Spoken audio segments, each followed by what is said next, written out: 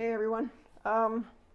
Okay, I'm going to talk about a couple things today regarding my next through hike, my big one, not this little one in a couple of weeks. Although I will touch on that a little bit because I'm actually going to Algonquin in 2 weeks with quite a new loadout. There's going to be quite a few changes, and I'd like to talk about them a little bit. Preparing for a through hike. Okay, what have I done? Well, I mean, I've made decisions, certain decisions about the task at hand. You know, hiking, there's no absolute with gear, with the way you do it. I mean, some people, they don't like to camp. They'll go and take zeros all the time and spend a fortune just for hotels and motels and stuff. And that's fine. That's great. I mean, we're all individuals. We all do it our own way. For me personally, originally, right away, my consideration is my home. So I had to make sure that things were taken care of here at home. I have automated billing, and that's fine. So I don't have to worry about the financial part. I need somebody to open up the pool, cut the lawn, get the mail, basically take care of the property while I'm away. That's a big consideration, and right now I have that sorted out, which is good. Then there's finances. Now here's what I'm thinking. Okay, I know my pattern from when I was on the IAT. I tend to get a little. After about 4 or 5 days, I'm ready to zero.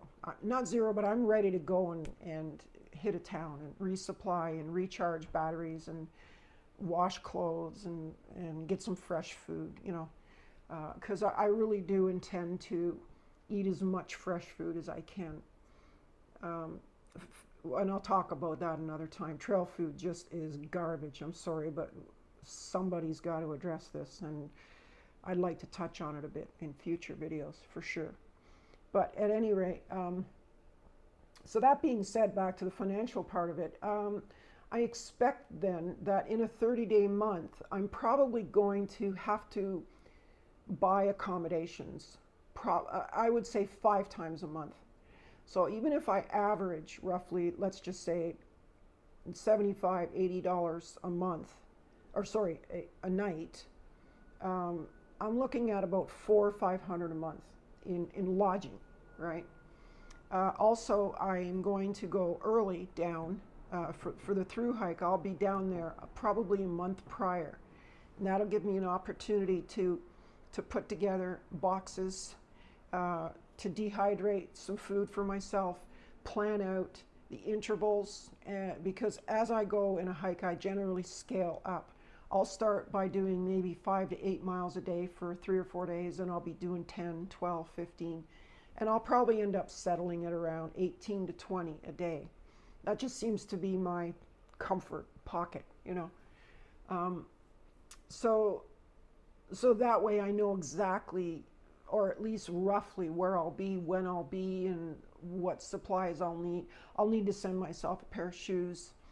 I'll need to send some stuff back. So I'm planning that out right now. I'm kind of creating an itinerary and an idea of where I'm going to be at any given time. That is important. However, there has to be some flexibility, because you're not always going to be right on that point where you think you are. Things happen. Inclement weather situations arise. Maybe I get sick. Maybe I get injured. Maybe I have to lay up for a few days. I'm a big believer in chiropractors, so I'll be stopping, at any Palmer trained, at least, chiropractor along the way. So these are all considerations, and their costs. We're still back with the finances. I am honestly thinking that if I pre-package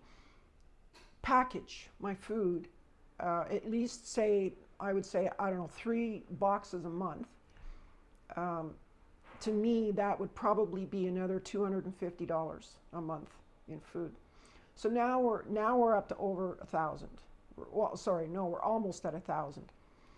Then you have just daily luxuries. You know, you want to go to a restaurant if you go into town, or laundromats. I mean, they're not expensive, but they're not cheap. You still have to account for that. There's various things. You know, I might want to go and buy a 6-pack of beer. Oh, I said it. I said it. You know, I might want to go buy a 6-pack of beer, so I might do that. I mean, these things all cost money. I have to pay for permits. You know, when I get to, what is it, the Shanties. Anyway, I think there's 3 main places. Kentucky, do I have to pay? Anyway, I'll have to get permits, and I've got it written down. I'll take care of it, because I didn't want to get too deep into this right now. The planning aspect is prepare for the terrain that you're going to encounter. So shoes and gear. Plan for the time you're going to be out there. Plan for the weather, so clothing. These are things I'm working on, and I'm doing shakedown hikes and making sure I'm good in that department. And that's why right now this weather is perfect for me for the start of my trip. So it's great. I'm going out and doing at least 2 or 3 shakedowns before I get there. And if I have to make adjustments, I will. And I will go over my loadout. It's going to be a bit more than I expected. It's probably going to be around 12-pound base weight. But I'll go over that with you later. So there's that. And then there's just coordinating with people around you off the trail. You know, nobody that does a thru hike does it alone. They may not talk about it or mention it all the time every day, but there's always a great group of people behind every thru hiker that are supporting them, either via talking to them or doing things, sending out boxes or receiving things, because oftentimes we'll discard some gear or swap it out, you know. So there will be some coordination in that regard, and I do have some great people in my life, and I look forward to hopefully I won't be too much of a burden on them. But we'll see, you know. I'm pretty self-sufficient anyways. Also, you know, I make sure I have a satellite communicator. I'm switching this year from the InReach to the Zoleo. We'll talk about that too later. Yeah, so gear, terrain, like the environment you'll be in, food, finances, all of these things go into planning a thru hike. And also, you know, taking care of all the things around the hike so that you can actually go out there and enjoy it and just immerse yourself in the experience of the hike itself. I mean, if I have to worry about everything, you know, when I'm on trail, that's going to stress me out. You know, I'm not going to sleep well. I might end up getting injured. Like, I have to be 100% comfortable and ready to do this. And in order to do that, I have to take care of all the details. And those are just a few of the things. I'll go into some more detail, specifically the gear, because once you're out there, it's just you and your gear. I mean, that's it. Once you've taken care of the food and the finances and everything, it's gear and your health. And so, anyways, I'm on the record, and I am doing the AT, and these are some of the preparations that I'm doing for this hike, and for any hike, really. I'm also going to probably talk a little bit in another video about not a thru hike, but just a regular hike. You know, say maybe a weekend hike or a week-long hike, like the shakedown hikes I'm doing. I'll talk about the preparation for those in another video, because they're much different. You know, you'll bring luxury items. You'll do a little more. Right now, I'm looking for ultralight. I'm looking for no more than 10 pounds. And that's even with luxury items. So, like for example, on a thru hike, I wouldn't bring a chair, I wouldn't bring a saw, I wouldn't bring a hatchet, you know, stuff like that. I wouldn't bring elaborate food or stoves or cooking, you know what I mean? All the things you would want to do on a weekend hike that you just can't lug all that around in a thru hike. I mean, it'll kill you. You know, you'll have a pack the size of a truck. So I'll go over that in a separate video, but that's what I have for you for today for what I'm doing and how much it's going to cost. My guess right now in US dollars, I am allocating about 12 to 1400 a month, and that should give me a little wiggle room. You know, if I have a little bit extra and I want to go to a restaurant, I can do it.